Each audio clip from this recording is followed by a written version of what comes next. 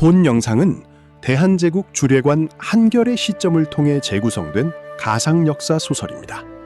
실제 역사적 사건과 인물을 기반으로 하되 서사 전개와 주류 문화 묘사에는 AI 생성 기술과 창작적 허구가 포함되어 있음을 알립니다. 1863년 개년 12월 한성의 중심에 자리한 창덕궁의 겨울은 짐승의 뼛속마저 얼어붙게 할 만큼 지독하고 잔인했다. 후사 없이 급작스럽게 승하한 철종의 국상을 알리는 거대한 칠배와 흰 천들이 전각의 처마마다 무겁게 내걸려 있었다. 북악산의 메마른 능선을 타고 내려온 삭풍이 대조전의 뜰을 후려칠 때마다 그 흰 천들은 마치 억울하게 죽어간 길 잃은 원혼들의 곡성처럼 처연하고도 기괴한 파공음을 만들어냈다.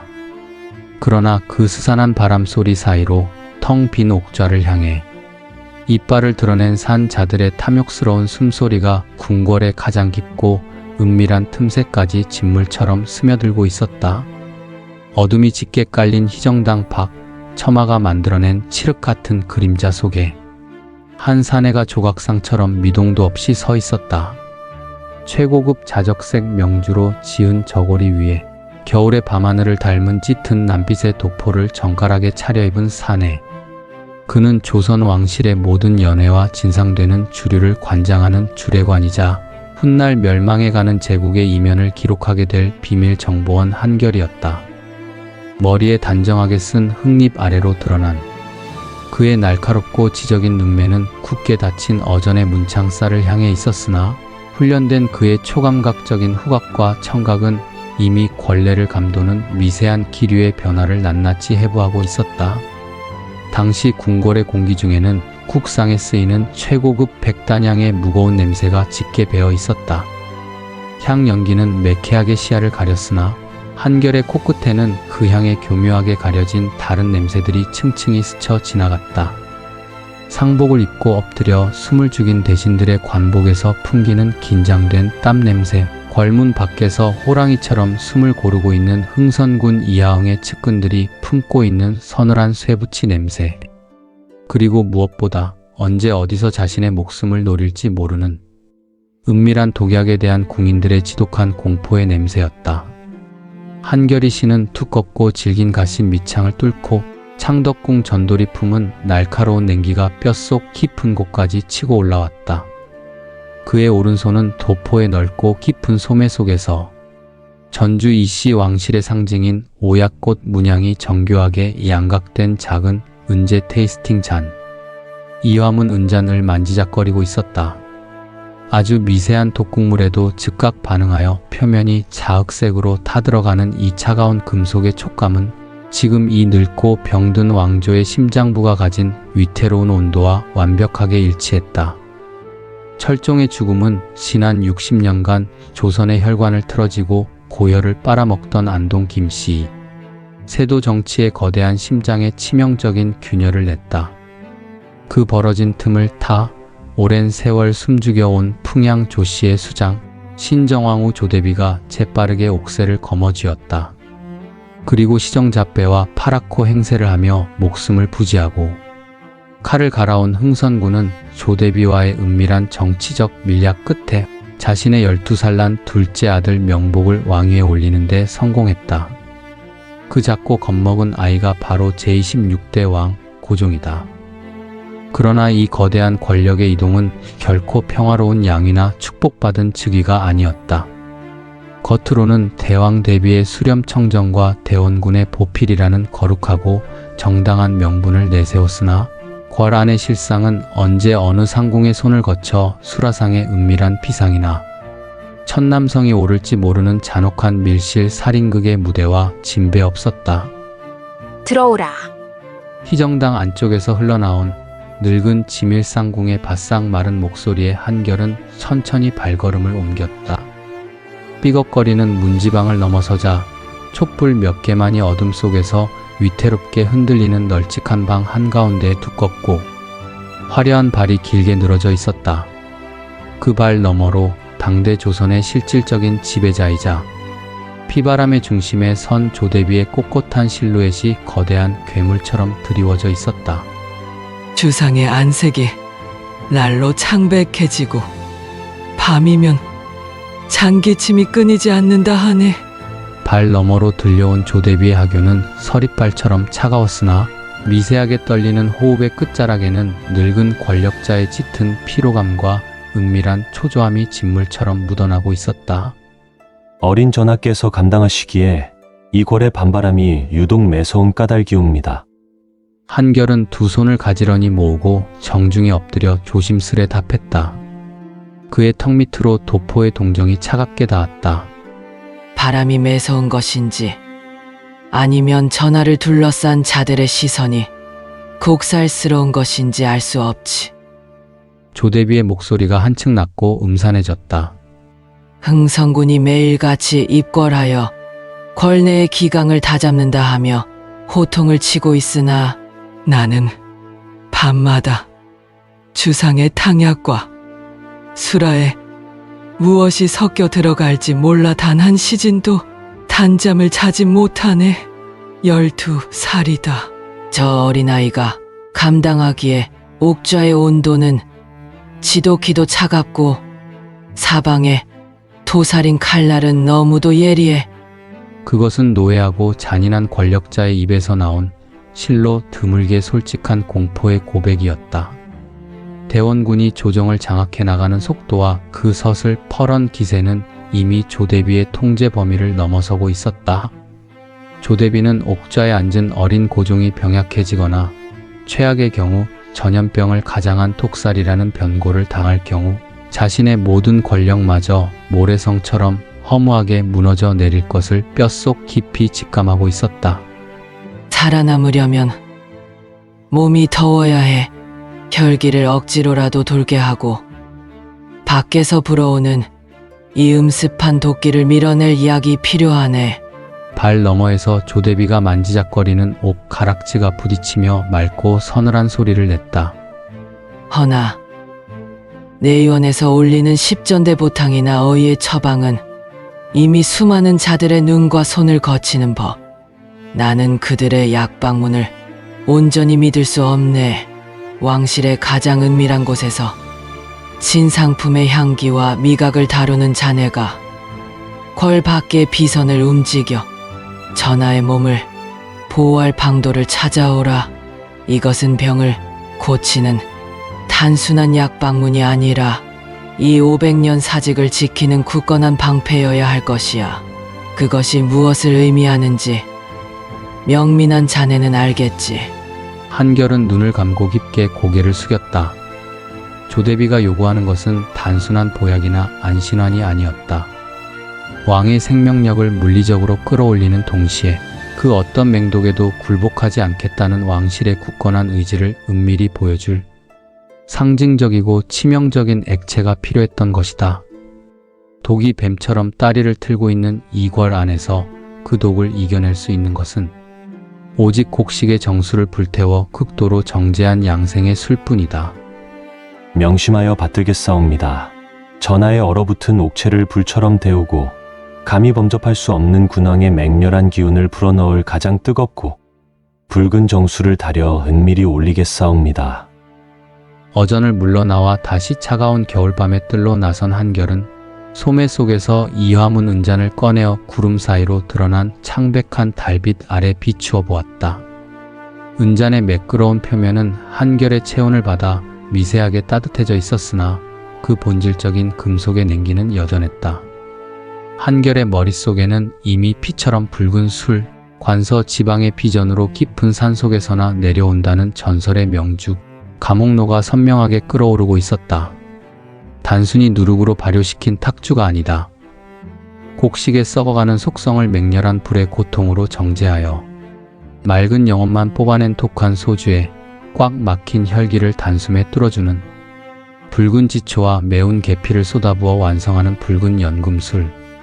그것만이 흥선대원군의 서슬 퍼런 야심과 안동 김씨의 잔존 세력 앞에서도 어린 왕의 명운을 지켜낼 유일한 방편이었다. 한결은 차가운 밤바람에 흩날리는 갓끈을 단단히 조여 매고 도포 자락을 여미며 궐의 북쪽문을 향해 걸음을 옮겼다. 서양 열강의 이양선들이 거친 파도를 가르며 조선의 앞바다로 몰려오고 있다는 거시적인 위기가 폭풍처럼 닥쳐오고 있었으나 당장 500년 종묘사직의 명운을 결정지을 첫 번째 참혹한 전투는 이 작고 차가운 술잔 속에서 독과 약의 아슬아슬한 경계 위에서 벌어지고 있었다. 그 경계를 완벽하게 조율하여 사지에서 생명을 길어 올릴 수 있는 유일한 사람. 한성 북촌의 좁은 골목에 숨겨진 비밀 약국. 설화당의 약조사 설화를 당장 찾아야만 했다. 훗날 제국의 여명으로 기록될 피비린내 나는 서늘한 첫 장은 그렇게 그가 내딛는 가신의 무거운 발걸음과 함께 시작되고 있었다. 북악산의 등성이를 타고 내려온 칼바람이 북촌에 좁고 구불구불한 골목길을 굶주린 짐승처럼 훑고 지나갔다. 달빛조차 얼어붙은 듯 창백하게 부서지는 개년의 겨울밤. 인적이 완벽하게 끊긴 그 어두운 골목의 가장 깊숙한 막다른 곳에 간판조차 달지 않은 낡은 기와집 한 채가 숨죽이듯 엎드려 있었다. 겉보기에는 세도 정치의 거센 풍파에 휩쓸려 몰락해버린 어느 양반가에 버려진 폐가처럼 보였으나 굳게 닫힌 목문 앞까지 다가가면 흙벽의 미세한 틈새로 쉼없이 새어나오는 짙고 독특한 향기가 이 공간의 범상치 않은 정체를 웅변하고 있었다. 그것은 그저 흔한 한약방에서 풍기는 평범한 탕약의 냄새가 아니었다. 핏기를 돌게 하는 맵싸한 당귀와 몸을 불처럼 터피는 묵직한 계피의 향 너머로 맵쌀과 누룩이 서서히 허물어지며 만들어내는 시큼하고도 매혹적인 발효의 냄새, 즉 탁한 밑술이 항아리 속에서 고요히 익어가는 은밀한 주향이 약초 냄새와 교묘하게 얽혀 뱀처럼 기어나오고 있었다. 썩어 들어가는 조선의 깊은 환부를 예리하게 도려내고 그 자리에 억지로라도 세살을 돋게 하려는 처절한 연금술의 냄새. 이곳이 바로 한성의 내로라 하는 권력자들조차 그 실체를 온전히 알지 못한다는 비밀 약국 설화당이었다. 한결은 도포자락을 파고드는 매서운 밤바람에 언손을 녹일 새도 없이 익숙하고도 은밀한 박자로 낡은 목문을 두드렸다. 끼익하는 둔탁한 파공음과 함께 문이 열리자 바깥의 찬 공기를 단숨에 밀어내며 후끈하고도 매캐한 약초의 열기가 훅 끼쳐왔다. 어스름하게 흔들리는 호롱불 아래 수백 개의 약재 서랍이 벽면을 가득 채운 방 한가운데서 한 여인이 낮은 평상에 앉아 옥돌로 만든 야견을 굴리고 있었다. 짙은 보라색 무명 치마 위에 화려한 장식이 철저히 배제된 실용적인 옥색 명주 저고리를 단정히 차려입은 그녀. 바로 설화당의 주인이자 조선 땅에서 독과 약의 아슬아슬한 경계를 가장 완벽하게 다루는 천재적인 약조사 설화였다. 동백 기름을 발라 단정하게 빗어 넘긴 쪽진 머리 아래로 드러난 희고 투명한 목덜미는 한없이 가녀려 보였으나 무거운 옥도를 쥐고 약재를 찢는 그녀의 손아귀에는 감히 범접할 수 없는 단단한 기품과 지독한 집념이 서려 있었다. 드르륵 드르륵 무거운 옥돌이 구를 때마다 단단한 약재들이 부서지며 내는 마찰음만이 고요한 밀실의 공기를 가르고 있었다. 그녀의 허리에 찬 작은 양낭에서는 쌉싸름한 향이 끊임없이 번져나왔고 오랜 세월 수천 가지의 약초와 맹독성, 초제들을 맨손으로 다루어온 그녀의 희고 고운 손끝은 미세하게 붉고 노란빛으로 물들어 있었다. 한결은 그 훈장과도 같은 손끝에 지워지지 않는 얼룩을 볼 때마다 이 가혹한 시대의 아픔을 온몸으로 받아내고 있는 한 여인에 대한 애틋함과 묘한 경외감을 동시에 느끼곤 했다. 이리 늦은 밤, 발소리마저 죽인 채 걸음을 하신 것을 보니 걸문 안의 공기가 지독히도 탁해진 모양입니다. 설아는 야견에서 시선을 거두지 않은 채 차갑고 이성적인 목소리로 먼저 입을 열었다. 그녀의 음성은 한치의 흔들림이 없었으나 옥도를 굴리는 손놀림은 평소보다 아주 미세하게 빨라져 있었다. 그것은 한결의 어깨에 내려앉은 밤눈의 무게와 그가 짊어지고 온 바깥 세상에 피비린내 나는 기류를 그녀가 본능적으로 감지했다는 증거였다. 바람이 찬 정도가 아니오. 옥좌의 온도가 깎아지른 절벽의 얼음장과 같소이다. 한결은 머리에 쓴 흙잎을 벗어 조심스레 내려놓고 가끈에 맺힌 성애를 털어내며 무겁게 답했다. 대비마마의 은밀한 하교가 있었소. 대원군의 섯을 퍼런 기세가 거를 집어삼키려 하고 내 의원의 탕약조차 그 누구의 손을 탔을지 믿을 수 없는 흉흉한 밤이오. 이제 겨우 12살 난 어린 주상의 옥체를 불처럼 데우고 안팎으로 스며드는 음습한 도끼를 밀어낼 강력한 방패가 필요하오. 가장 뜨겁고 가장 붉은 감옥로여야만 하오. 그 말에 비로소 야견을 굴리던 설아의 손길이 완전히 멈췄다. 그녀는 고개를 들어 한결을 정면으로 응시했다. 호롱불빛의 일렁이는 그녀의 맑고 서늘한 눈동자 속에 시대의 무게에 짓눌려 핏기가 가신 한결의 지친 얼굴이 고스란히 담겼다. 단순히 취기를 빌려 군왕의 시름을 잊게 하려는 주연의 도구가 아니군요. 권력의 잔혹한 암투 속에서 서서히 얼어붙어가는 어린 생명을 억지로라도 살려낼 양생의 정수가 필요하다는 뜻입니까? 그렇소.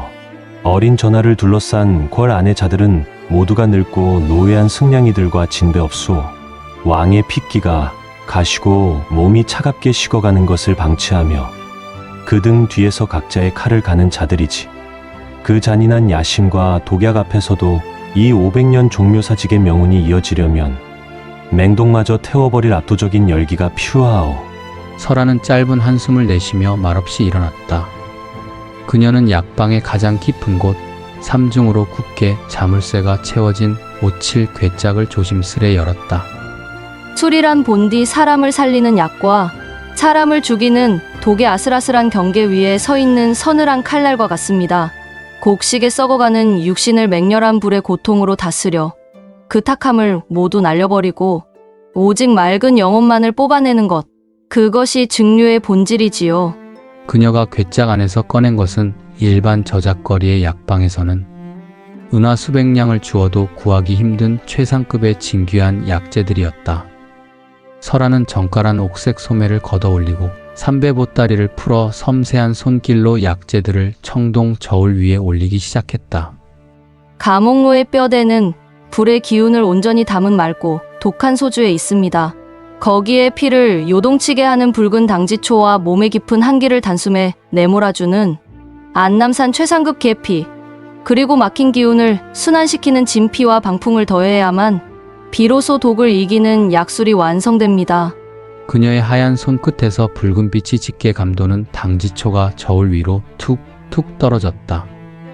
그것은 마치 쩍쩍 갈라진 마른 땅 위로 검붉은 핏방울이 떨어지는 듯한 몹시도 서늘하고 비장한 풍경이었다. 수십 년간 숱한 목숨의 고락을 지켜본 늙은 의원들은 제게 이런 지혜를 남겼습니다. 진짜 훌륭하고 무서운 약은 피가 끓어오르는 젊은이를 더 거칠게 만드는 것이 아니라 죽어가는 노인의 차갑게 식은 손발에 억지로라도 잔잔한 미열을 돌게 하는 것이라고 말입니다. 설아는 묵직한 계피의 단향을 깊이 들이마시며 서글픈 눈으로 말을 이었다. 지금 거래 옥좌에 홀로 떨고 있는 12살의 어린 전하는 그저 껍데기만 아이일 뿐입니다. 안동 김씨의 늙은 횡포와 흥선군의 무거운 그림자에 짓눌려 숨조차 제대로 쉬지 못하는 그 아이의 기운은 이미 쇠락하여 죽어가는 늙은이의 기운과 다를 바가 없겠지요. 한결은 가슴 한구석이 뻐근하게 조여오는 것을 느꼈다. 설아의 날카로운 통찰은 조금도 틀리지 않았다. 그들이 이 밤에 빚어내야 할 감옥로는 화려한 연애를 장식할 유희의 도구가 아니었다. 그것은 무너져가는 늙은 조선의 마지막 온기를 지키기 위해 수백 년간 축적된 의학의 지혜와 자연의 맹렬한 기운을 단 한 잔의 붉은 액체에 처절하게 응축시키는 피비린내 나는 제이였다. 오늘 밤 꼬박 묵혀둔 탁한 밑술을 솥에 앉히고 아궁이에 불을 지필 것입니다. 당신의 소매 속에 숨겨진 그 차가운 이화문 은잔이 결코 흙빛으로 타들어가지 않도록 내 모든 지혜와 조선의 숨결을 이 붉은 술에 쏟아부을 것입니다. 설아는 굳은 결의가 담긴 표정으로 자리에서 일어나 약방 안쪽 윗목에 놓인 거대한 무쇠 가마솥과 흙으로 빚은 육중한 소죽꼬리 쪽으로 걸음을 옮겼다. 어두운 그림자 속으로 걸어 들어가는 그녀의 뒷모습은 거대한 시대의 운명에 맞서는 작지만 단단한 전사와도 같았다. 한결은 말없이 다가가 길게 늘어진 짙은 남빛 도포 자락을 허리띠에 단단히 찔러 넣고 자적색 명주 저고리의 소매를 단단히 걷어 올렸다. 나도 돕겠소. 곡식을 태우고 술의 혼을 끌어올릴 저 맹렬한 장작의 불길은 내가 다스리리다. 조선의 심장부인 창덕궁에서는 산 자들의 피 말리는 권력 투쟁이 어둠 속에서 칼날을 세우며 벌어지고 있었으나 이 차갑고 비좁은 북촌의 밀실에서는 오직 한 어린 생명, 나아가 벼랑 끝에 선 국가의 명운을 어떻게든 살려내기 위한 두 사람의 고요하고도 숭고한 연금술이 마침내 시작되려 하고 있었다. 가마솥 아래로 시뻘건 참나무 장작불이 타오르기 시작하며 맵싸한 당귀와 계피의 향기가 서서히 공간을 뜨겁게 달구고 있었다. 시대의 피장미가 농축된 붉은 눈물, 훗날 옥좌의 한기를 씻어낼 그 치명적인 감홍로가 투명한 이슬로 맺힐 시간이 다가오고 있었다. 설화당의 본체 아래 누구의 눈에도 띄지 않게 파내려간 은밀하고도 깊은 지하실. 지상의 잔인한 혹한이 무색할 만큼 사방이 두꺼운 흙벽으로 둘러싸인 이 밀실 안은 거대한 참나무 장작이 뿜어내는 맹렬한 거파로 인해 숨이 턱턱 막힐 듯 뜨거웠다. 한결은 이미 머리에 썼던 흙잎과 짙은 남빛의 도포를 벗어 먼지가 묻지 않도록 한쪽 평상 위에 정갈하게 개어둔 지 오래였다. 오직 자적색 명주 저고리 차림으로 아궁이 앞을 지키는 그의 넓은 등판 위로 쉴 새 없이 흐르는 굵은 땀방울이 명주실을 짙게 적시며 배어 나왔다. 질긴 가신을 신은 두 발은 뜨거운 흙바닥을 단단히 디디고 있었고 장작을 밀어넣는 그의 시선은 오직 가마솥 위에 육중하게 얹힌 흙구운 소주꼬리 증류기에 온전히 고정되어 있었다. 진흙을 이겨 가마솥과 증류기 사이의 이음새를 정교하게 밀봉한 그 미세한 틈새 사이로 며칠 밤낮을 항아리 속에서 삭혀낸 탁배기, 밑술이 끓어오르는 시큼하고도 매혹적인 열기가 훅훅 뿜어져 나왔다. 그것은 마치 500년을 이어오다 속으로 골마 터져버린 늙은 조선이 고통 속에 내뱉는 뜨거운 단내와도 같았다. 불의 기운이 너무 과하여 솥이 눕게 되면 술에서 탁한 탄내가 배어 나오고 너무 약하면 삿된 기운이 섞여 증류가 더뎌집니다. 지금 전하의 옥체는 몹시도 위태롭고 거래 밤은 짧으니 오직 가장 맑고 맹독성마저 태워버릴 지독한 양기만을 뽑아내야만 합니다. 설하는 가마솥 위쪽 소주꼬리에 온푹 팬 상단의 차가운 우물물 정화수를 붓고 닦아내기를 쉼없이 반복하며 말했다. 끓어오르는 수증기가 찬물과 맞닿아 결로를 형성하게 만드는 증류의 가장 핵심적인 이치였다. 가마솥의 지독한 열기와 상단의 차가운 냉기가 정면으로 충돌하는 이 아슬아슬한 연금술의 과정. 땀에 흠뻑 젖어 희고 고운 뺨에 달라붙은 머리카락조차 그녀의 차갑고 이성적인 눈빛을 조금도 흐리게 하지는 못했다. 곡식에 썩어가는 육신인 탁주를 불의 맹렬한 고통으로 끓이고 태워 그 탁함을 모두 허공으로 날려버린 뒤 오직 맑고 투명한 영혼의 정수만을 추출해내는 이 숨막히는 증류의 의식. 한결은 아궁이의 불길을 조절하며 생각했다. 이것은 흡사 외척의 세도 정치와 가혹한 삼정의 문란으로 썩어 문드러진 늙은 조선의 환부를 도려내고 그 잿더미 속에서 어떻게든 새로운 국가의 생명력을 쥐어짜내려는 두 사람의 처절한 제의와도 같았다. 또록 연것 같던 인내의 시간이 흐르고 마침내 소주꼬리 허리춤에 길게 뻗어나온 대나무관의 끝자락에서 맑고 투명한 백주가 한 방울씩 떨어지기 시작했다. 갓 태어난 독주는 아래에 받쳐둔 순백의 사기 그릇 표면에 부딪히며 챙챙하는 청아하고도 날카로운 파공음을 냈다. 그것은 단순한 술이 아니었다. 한 방울 한 방울 위태롭게 맺히는 그 뜨거운 액체는 오랜 인내와 시대의 고통이 응축된 쓰러져가는 왕조가 흘리는 가장 맑고 처연한 눈물과 같았다. 한결은 그 투명한 눈물이 항아리 바닥을 서서히 채워가는 것을 벅찬 경외감 속에서 숨죽여 지켜보았다. 알코올 도수 40도를 훌쩍 넘는 맹렬하고도 날선 알코올의 기운이 한약재의 향기를 뚫고 코끝을 강렬하게 찔러왔다. 바로 그 순간이었다. 가마솥에 끓는 소리와 장작 타는 소리로 가득 찬 지하실의 무거운 공기를 예리하게 가르고 마치 스며드는 그림자처럼 서늘하고 이질적인 기척이 등 뒤에서 느껴졌다. 한결이 반사적으로 몸을 돌리기도 전에 헝클어진 머리에 낡고 검은 무복을 거칠게 걸친 사내가 발소리조차 내지 않고 밀실의 가장 깊은 어둠 속에 서 있었다. 한쪽 눈가에 엮고 긴 흉터를 매단 채 표정 없는 얼굴로 짐승처럼 숨을 고르고 있는 자.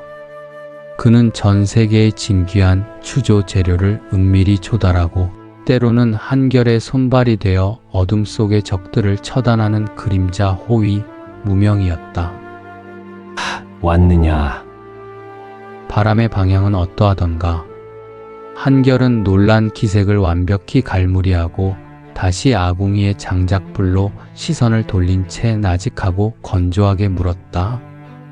무명의 낡은 흑색 무복과 달아빠진 집신에서는 재물포 앞바다의 비릿한 해풍 냄새와 서늘한 화약 냄새가 기묘하게 얽혀 묻어났다. 재물포 객주들의 둥지를 튼 천국 상인들의 움직임이 몹시 심상치 않습니다. 겉으로는 비단과 인삼, 차를 거래하는 척 위장하고 있으나 칠흑 같은 밤이 되면 그들의 배 밑창에서는 낯선 문양이 찍힌 거대한 은화 괴짝과 최신식 화승총들이 은밀하게 하역되고 있습니다. 무명은 특유의 무심하고 억양 없는 목소리로 저작거리의 첩보를 읊었다. 그러나 이어지는 그의 말은 이 뜨거운 밀실의 열기를 단숨에 얼어붙게 만들 만큼 거대하고도 서늘한 시대의 폭풍을 예고하고 있었다. 그 막대한 은화를 풀며 상단을 마쿠에서 조종하는 자들은 천국인이 아닙니다. 콧대가 높고 눈이 푸른 서양의 이양인들입니다. 특히 무명이 잠시 말을 멈추고 거칠게 갈라진 손으로 품을 뒤적여 구겨진 양피지 조각 하나를 꺼내 한결에게 조심스레 내밀었다. 누렇게 바랜 그 양피지 겉면에는 머리가 둘 달린 거대한 독수리 문양, 곧 북방의 거대한 제국인 러시아 황실의 문장이 붉은 밀랍으로 선명하게 찍혀 있었다. 한성의 잣동네 일대 몰락한 양반들의 버려진 가옥들을 막대한 자금을 동원해 사들이고 있는 정체불명의 상단이 있습니다. 그 배후에 러시아 태평양 함대의 상선을 타고 은밀히 입국한 자들이 숨어 있습니다. 체격이 곰처럼 거대하고 짐승처럼 차갑고 푸른 눈을 가진 젊은 서기관 하나가 수시로 재물포와 한성을 오가며 객주들을 장악하고 있다는 첩보가 들어왔습니다. 한결의 지적인 눈매가 순간 날카롭게 좁혀졌다. 대원군이 조대비의 수렴 청정 뒤에 숨어 피비린내 나는 피의 숙청을 준비하며 쇠국의 빗장을 더욱 단단히 걸어 잠그려 하는 지금, 조선의 옥좌에 앉은 군주가 겨우 12살의 병약한 아이라는 치명적인 사실을 피냄새를 맡은 열강의 굶주린 승냥이들이 모를 리 없었다. 머리가 둘 달린 독수리, 그리고 푸른 눈의 젊은 러시아 서기관이라. 한결의 뇌리 속에 보이지 않는 거대한 적의 실루엣이 벼락처럼 각인되는 순간이었다.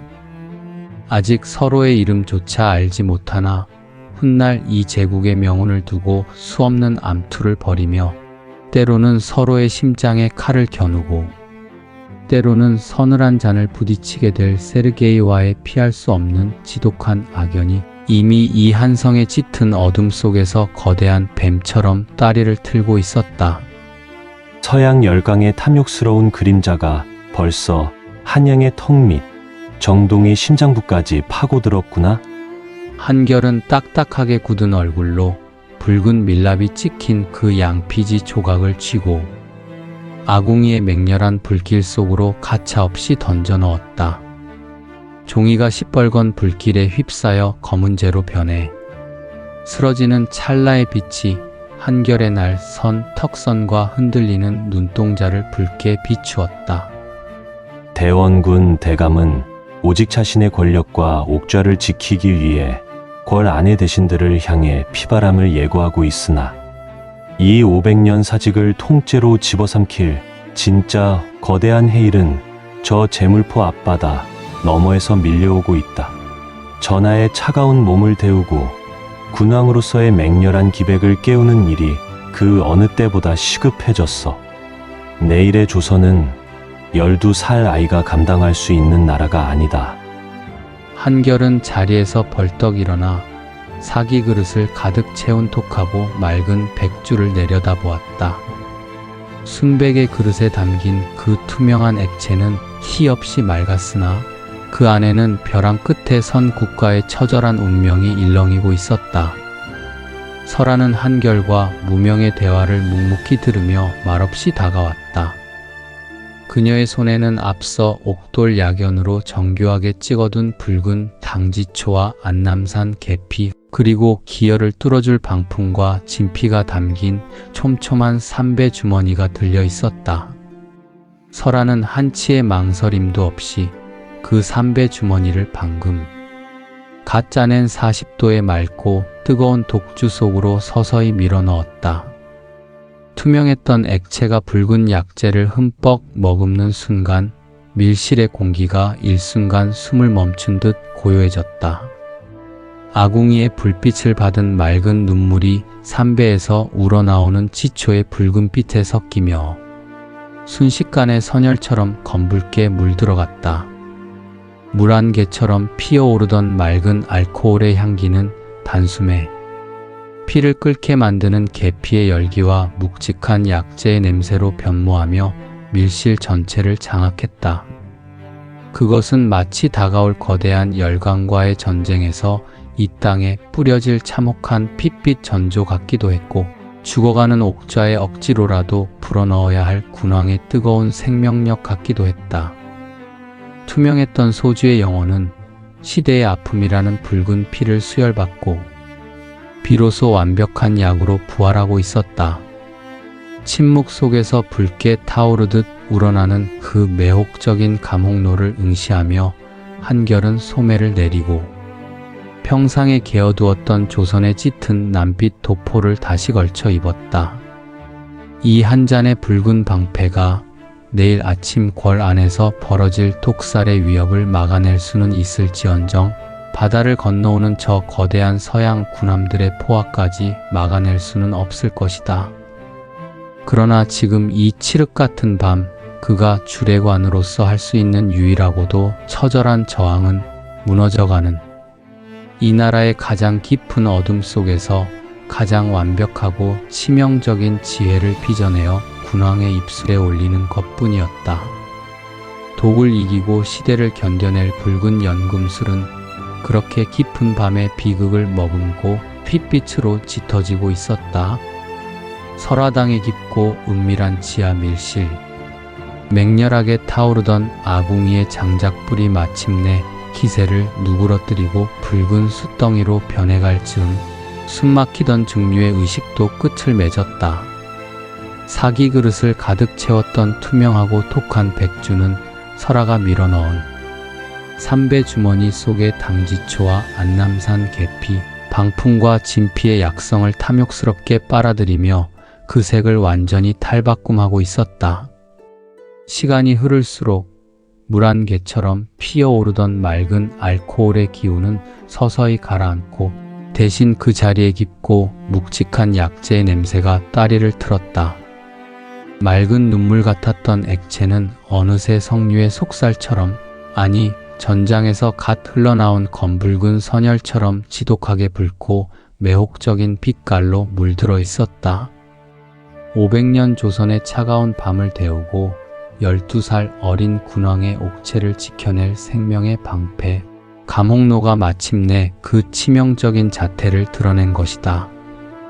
한결은 평상의 정가락에 개어두었던 짙은 남빛의 도포를 다시 어깨에 걸치고 옷고름을 단단히 메었다.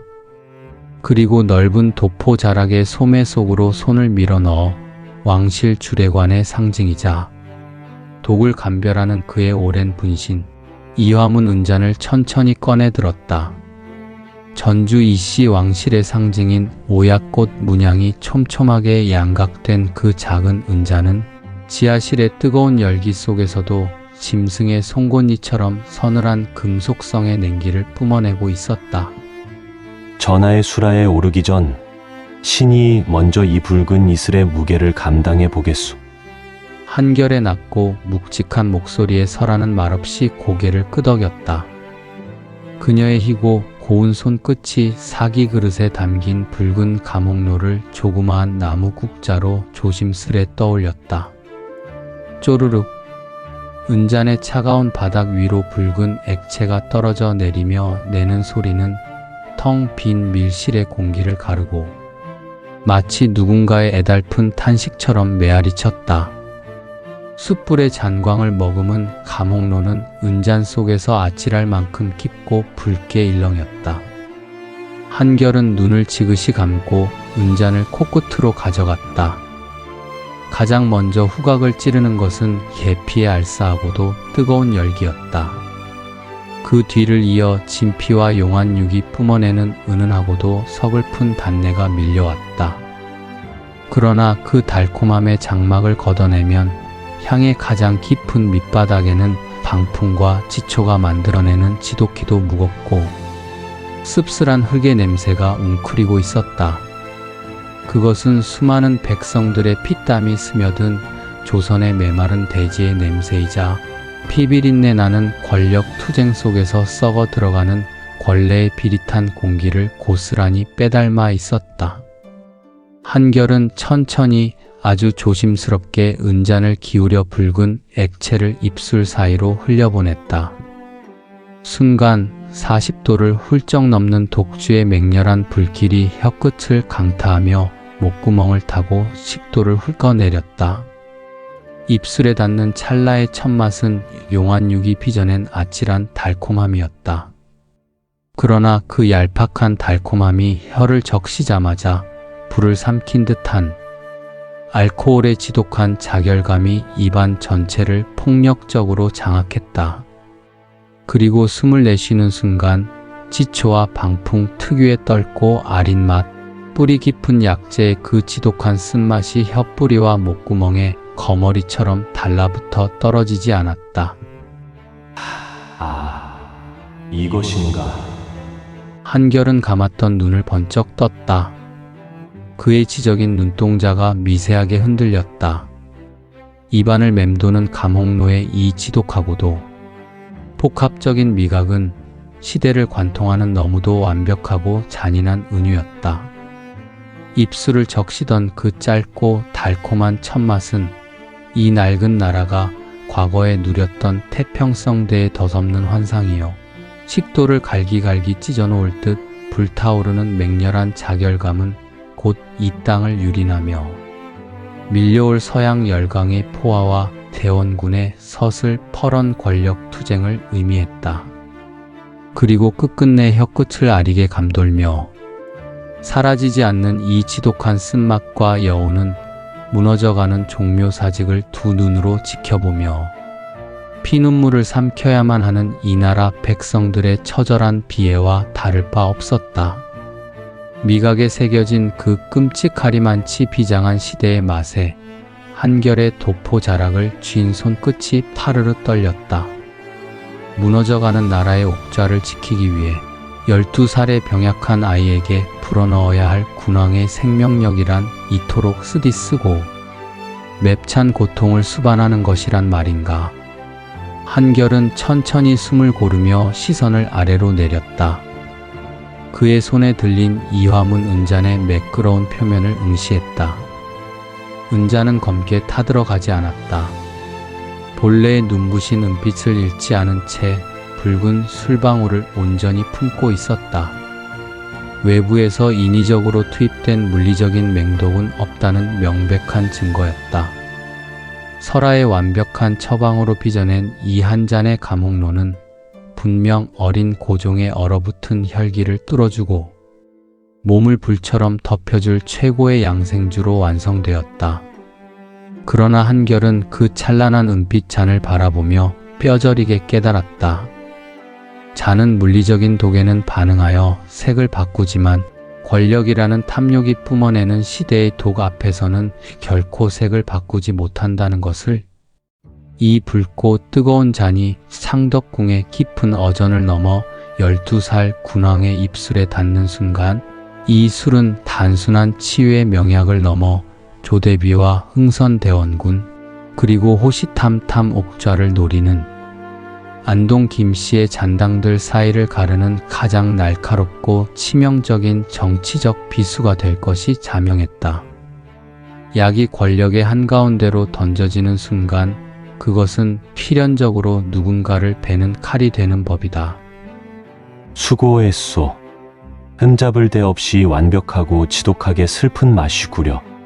한결은 은잔에 남은 붉은 잔향을 소매로 조심스레 닦아내며 무겁게 입을 열었다. 그의 목소리에는 깊은 애도가 서려 있었다. 설아는 말없이 다가와 티 없이 맑은 백자 주전자의 붉은 감옥로를 정성스레 옮겨 담았다. 주전자의 뚜껑을 닫고 혹여라도 외부의 기운이 스며들지 않도록 붉은 명주실로 입구를 단단히 봉인하는 그녀의 손길은 기도 의식처럼 경건했다. 술의 온기가 식기 전에 골로 드셔야 합니다.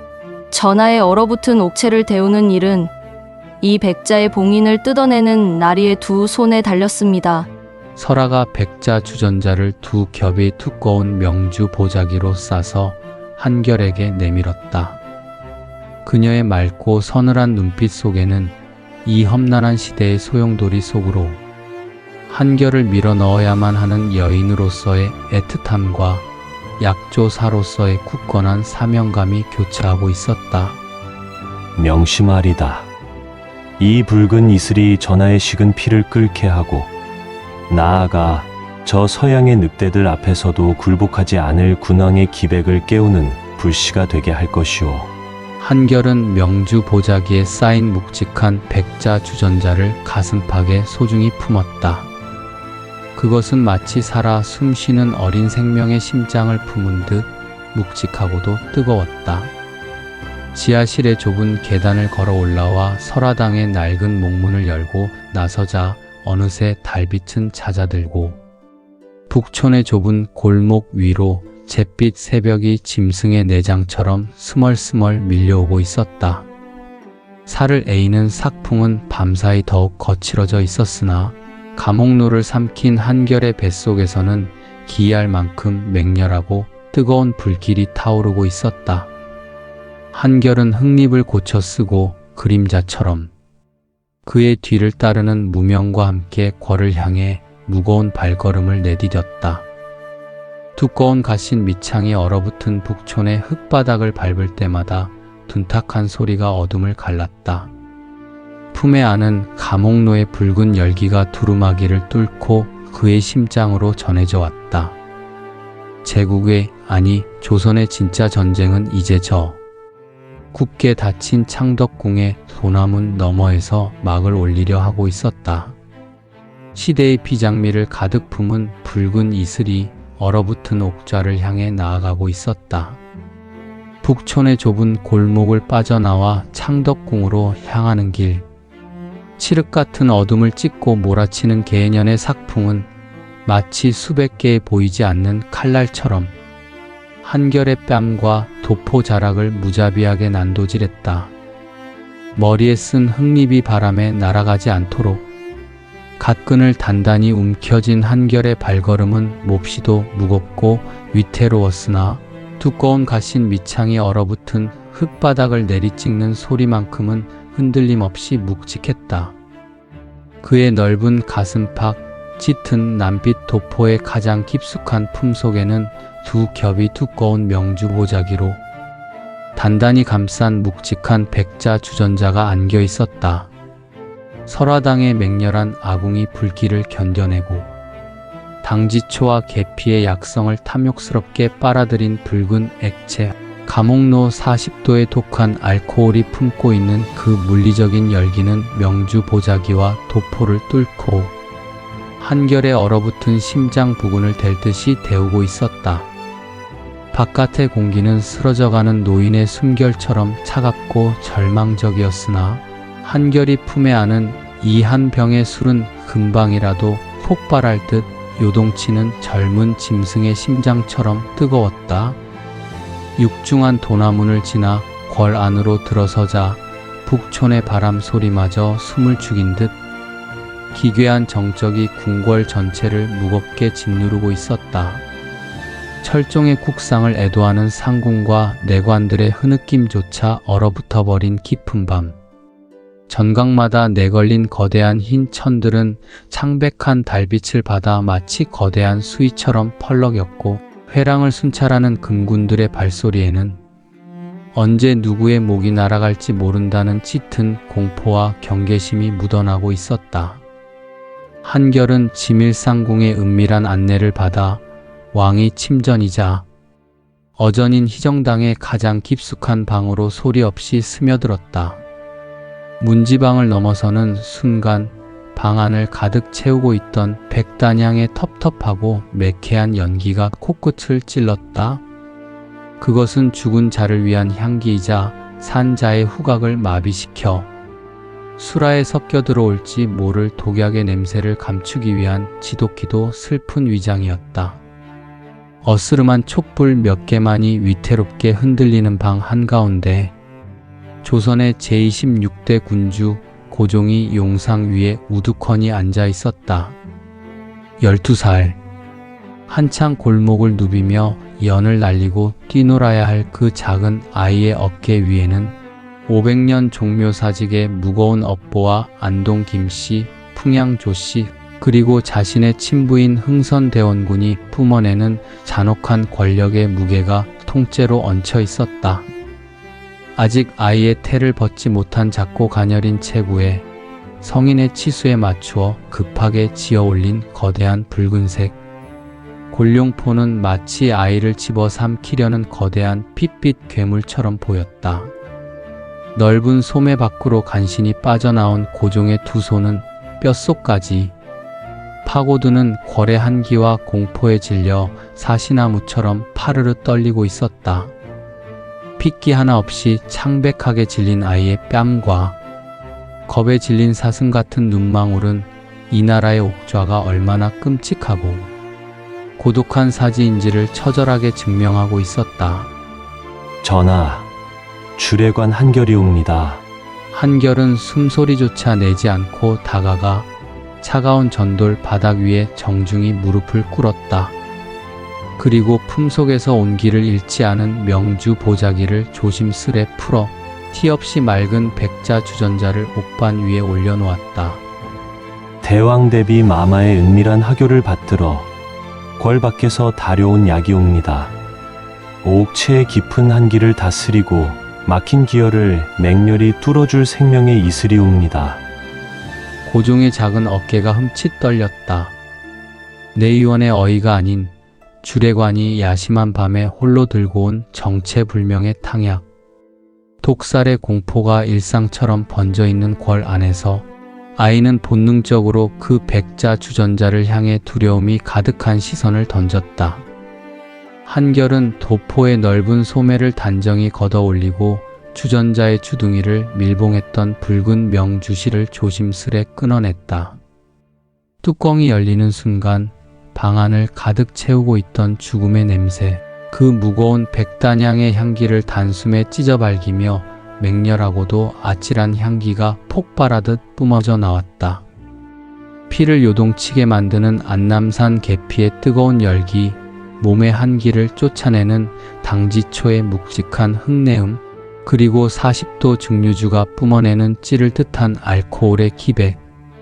그것은 썩어가는 궁궐의 음습한 공기를 정화하는 실로 압도적이고 치명적인 생명력의 냄새였다. 한결은 옥반 위에 놓인 푸른 옥잔을 들어 올리고 주전자를 기울였다. 쪼르르륵. 백자의 하얀 주둥이를 타고 흘러내린 감홍로는 등잔불을 받아 마치 갓 베어낸 동맥에서 뿜어져 나온 맑은 선혈처럼 검붉게 일렁이며 푸른 옥잔을 채워나갔다. 순백의 도자기, 푸른 옥잔, 그리고 피처럼 붉은 술. 그 극명한 색채의 대비는 숨이 멎을 만큼 웅장하면서도 처연한 미장센을 만들어내고 있었다. 독은 없사옵니다. 신이 이미 목숨을 걸고 그 기운을 확인하였사옵니다. 부디 이 한 잔으로 전하를 올가매는 궐의 차가운 사슬을 끊어내시옵소서. 고종은 한결에 굳건하고도 애틋한 눈빛을 마주했다. 무언가에 홀린 듯 아이의 떨리는 고사리 같은 두 손이 푸른 옥잔을 조심스레 감싸 쥐었다. 잔을 통해 전해지는 뜨거운 열기가 아이의 얼어붙은 손바닥을 서서히 녹이고 있었다. 고종이 눈을 질끈 감고 붉은 감홍로를 입술 사이로 흘려보냈다. 순간 아이의 미간이 고통스러운 듯 찌푸려졌다. 40도의 독한 알코올과 계피의 맹렬한 자결감이 연약한 식도를 찢어놓을 듯 불태우며 위장으로 떨어져 내렸을 것이다. 그러나 그 지독한 고통과 아린 쓴맛이 지나간 직후 기적 같은 변화가 일어났다. 찌는 듯한 계피의 열기와 당지초의 약성이 혈관을 타고 폭발적으로 퍼져나가며 긴장으로 딱딱하게 굳어있던 고종의 창백한 뺨에 미세한 홍조가 번지기 시작했다. 얼어붙어 멈춰있던 핏물이 다시 돌고 거대한 골룡포 안에서 웅크리고 있던 어린 생명력이 억지로 기지개를 켜며 아이의 가슴을 뜨겁게 부풀려 올렸다. 그것은 의학을 넘어선 치유이자 무너져가는 왕조의 억지로 불어넣은 비장한 호흡이었다. 고종의 눈망울에 서려있던 죽음에 대한 원초적인 공포가 아주 찰나였지만 맑은 생기로 치환되고 있었다. 바로 그 찰나였다.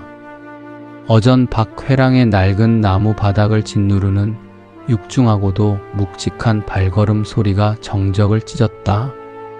쿵, 쿵, 쿵.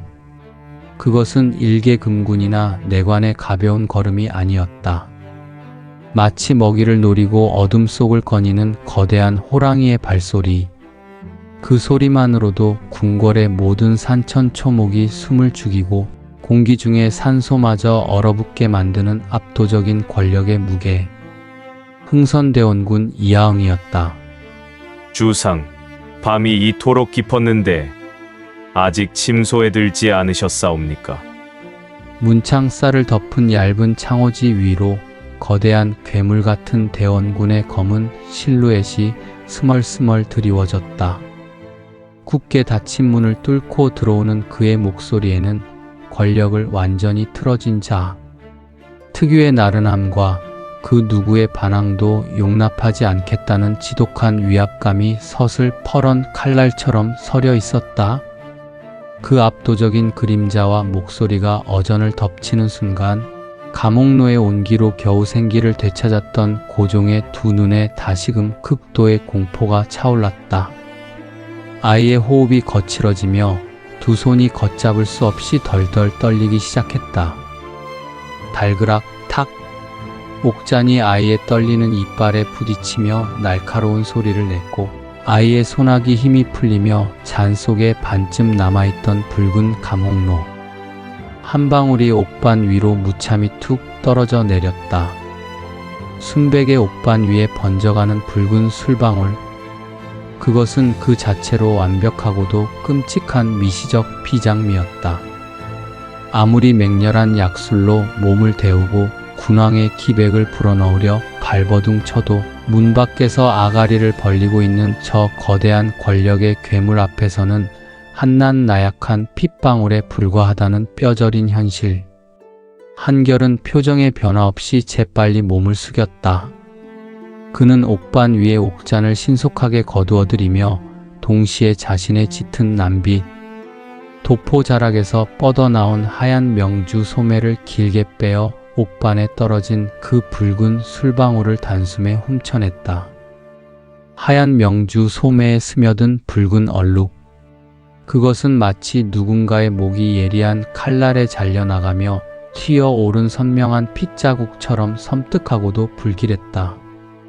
한결은 그 피 묻은 소매를 등 뒤로 숨기며 고개를 깊숙이 숙였다. 등 뒤로 식은땀이 서늘하게 흘러내렸다.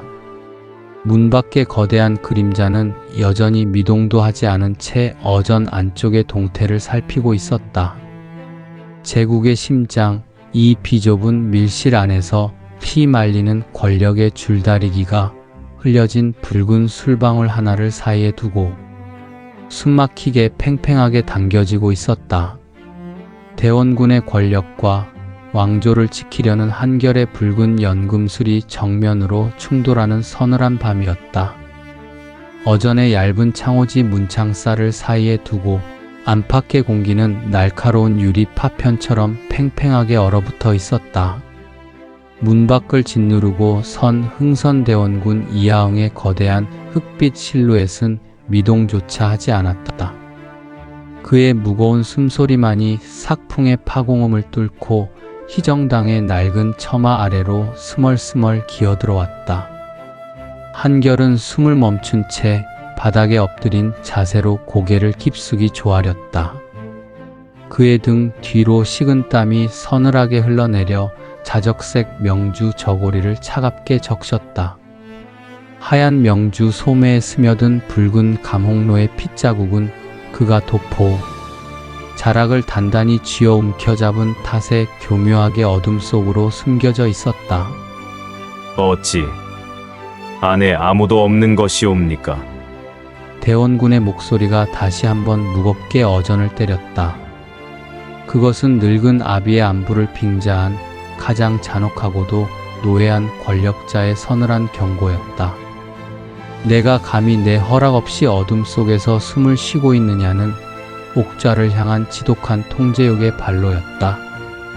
그 숨막히는 침묵의 찰나 기적이 일어났다.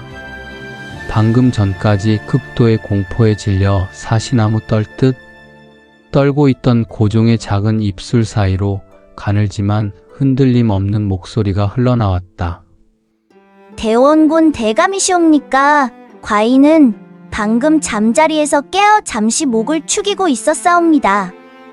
밤 공기가 몹시도 차가우니 대감께서도 이만 처소로 드시어 강령을 챙기시옵소서. 12살 아이의 목소리라고는 믿기지 않을 만큼 묘하게 차분하고 단단한 울림이었다. 한결은 조심스레 고개를 들어 용상에 앉은 아이를 바라보았다. 고종의 두 뺨에는 40도의 독한 감홍로가 불어넣은 맹렬한 붉은 혈기가 선명하게 타오르고 있었다. 혈관을 타고 흐르는 당지초와 계피의 뜨거운 약성이 궐 안의 지독한 공포와 얼어붙은 옥좌의 한기를 일시적으로나마 완벽하게 밀어낸 것이다. 아이의 껍데기를 쓴 늙은 군왕은 그 붉고 톡한 약술의 힘을 빌려 생애 처음으로 문 밖의 거대한 아버지, 아니 자신을 옭아매려는 권력의 괴물을 향해 작은 방패를 치켜든 셈이었다. 창호지 너머의 거대한 그림자가 잠시 멈칫하더니 이내 낮고 기괴한 헛기침 소리를 내뱉었다. 주상의 오금이 생각보다 강건하시니 신은 마음이 놓이옵니다. 이만 물러가겠사옵니다. 쿵, 쿵, 쿵. 다시금 묵직한 발걸음 소리가 회랑을 따라 멀어지기 시작했다. 대원군의 기척이 완전히 사라지고 나서야 어전 안을 무겁게 짓누르던 죽음의 공기가 썰물처럼 빠져나갔다. 고종은 그제야 참았던 숨을 토해내며 거대한 붉은 골룡포 안으로 작은 몸을 깊숙이 파묻었다. 아이의 이마에는 땀방울이 송글송글 맺혀 있었다. 수고하셨사옵니다. 전하, 붉은 이슬의 열기가 전하의 굳건한 방패가 되어 드렸사옵니다. 한결은 엎드린 채 조용히 속삭였다. 그는 신속하게 옥반 위에 푸른 옥잔을 거두어들이고 남은 감옥로가 담긴 백자 주전자를 다시 명주 보자기로 단단히 감쌌다. 용상 위에 어린 군왕은 지친 눈으로 한결을 내려다보며 말없이 고개를 끄덕였다. 그 처연한 눈빛 속에는 오늘 밤 자신을 지켜준 이 서늘한 주례관과 붉은 술에 대한 무언의 감사가 깊게 배어 있었다. 어전을 물러나와 다시 희정당의 차가운 뜰로 나섰다. 어느새 칠흑 같던 겨울밤의 어둠이 서서히 걷히고 창덕궁의 기와지붕 위로 푸르스름하고도 창백한 새벽빛이 짐승의 내장처럼 스멀스멀 밀려오고 있었다. 살을 에이는 삭풍은 밤사이 잦아들었으나 허공을 떠도는 공기는 여전히 날카로운 유리 조각처럼 폐부를 찔러왔다. 한결은 어두운 회랑 구석에 몸을 숨기고 도포의 깊은 소매 속에서 이화문 은잔을 꺼내어 차가운 새벽빛 아래 비추어 보았다. 붉은 액체는 모두 비워졌고 은잔의 매끄러운 표면에는 감홍로가 남긴 끈적하고도 쌉싸름한 붉은 잔향만이 희미한 눈물 자국처럼 말라붙어 있었다. 설화와 함께 밤을 새워 빚어낸 이 치명적인 붉은 연금술은 성공했다. 어린 왕의 얼어붙은 옥체를 성공적으로 덮였고 조대비의 불안을 잠시나마 잠재웠으며 서슬 퍼런 대원군의 발걸음을 돌려세웠다. 하지만 한결은 그 텅 빈 은잔을 응시하며 가슴 속 깊은 곳에서부터 차갑게 솟구쳐 오르는 뼈저린 절망감을 감출 길이 없었다. 조선 최고의 약조사가 빚어낸 의학의 힘과 정성으로 밀어낸 것은 한낱 오늘 밤의 육체적 추위와 문 밖의 그림자일 뿐이다. 자신의 하얀 명주 소매에 베어버린 이 붉은 핏자국처럼 권력을 향한 궐 안의 참혹한 암투는 이제 겨우 서막을 올렸을 뿐이었다. 돌아가지. 어둠 속에서 불쑥 낡은 흑색 무복을 입은 무명이 소리 없이 다가와 섰다. 한결의 짧은 한마디에 흉터를 매단 무명은 말없이 고개를 끄덕였다. 한결은 텅 빈 이화문 은잔을 품속 깊숙이 찔러 넣고 걸문 밖으로 무거운 걸음을 옮겼다. 두꺼운 가신 밑창이 얼어붙은 전도를 밟고 나아갈 때마다 제물포 앞바다에서 서서히 닻을 올리고 있을 서양 함대들의 거대한 대포 소리가 환청처럼 그의 귓전을 때렸다. 굳게 닫힌 쇄국의 문을 부수려는 역사의 거대한 회의를 이잡고 차가운 술잔 하나로 막아낼 수는 없었다. 창덕궁의 육중한 도나문을 빠져나오자 저 멀리 북악산 너머로 핏빛처럼 붉은 태양이 불길하게 솟아오르고 있었다. 그것은 늙은 조선이 피를 토하며 맞이하는 끔찍한 아침이자 훗날 처절하게 쓰러져갈 제국의 잔혹한 여명이었다. 달콤한 이슬의 시대는 끝났다. 진짜 피를 흘려야 할 피비린내 나는 내일이 그들의 코앞까지 닥쳐와 있었다. 다음 잔의 비밀이 궁금하시다면 구독으로 함께 해주세요.